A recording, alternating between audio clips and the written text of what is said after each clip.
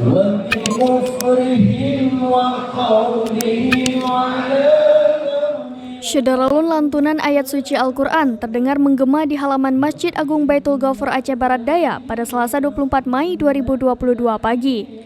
Seribuan pegawai negeri sipil atau PNS dan tenaga kontrak tampak khusyuk membaca ayat-ayat suci Al-Quran. Selain para pegawai, bed Quran ini juga diikuti secara virtual oleh ribuan siswa tingkat sekolah dasar atau SD dan sekolah menengah pertama atau SMP yang tersebar dalam 9 kecamatan di Abdiah. Menurut Bupati Abdiah Akmal Ibrahim, kegiatan bed Quran ini bertujuan untuk meningkatkan iman dan takwa, karena pada dasarnya Al-Quran mampu menjadi penuntun ke jalan kebenaran, kebaikan, dan keselamatan.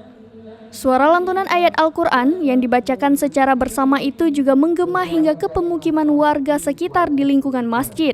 Baru kita kalau bekerja mencari nafkah, makanya zakat dan haji itu keurutan berikutnya. Ulang kerja yang kata maka tiba-tiba ikut.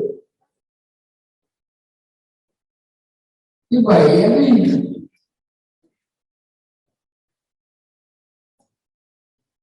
Dalam beberapa hari juga kerja itu adalah disamakan oleh Rasulullah sebagai jihad.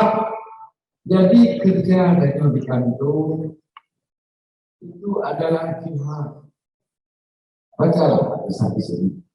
Inilah spirit semangat kerja Islam yang selama ini tidak disampaikan di dalam ini. Program Sikula Bed Quran merupakan program pemerintahan Akmal Muslizar untuk mewujudkan generasi muda yang intelektual dan berakhlak Qurani dalam mewujudkan Abdiah sejahtera dan Islami.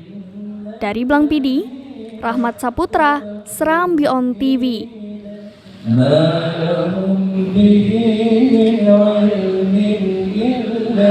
اتباع الظن وذاقته يقينا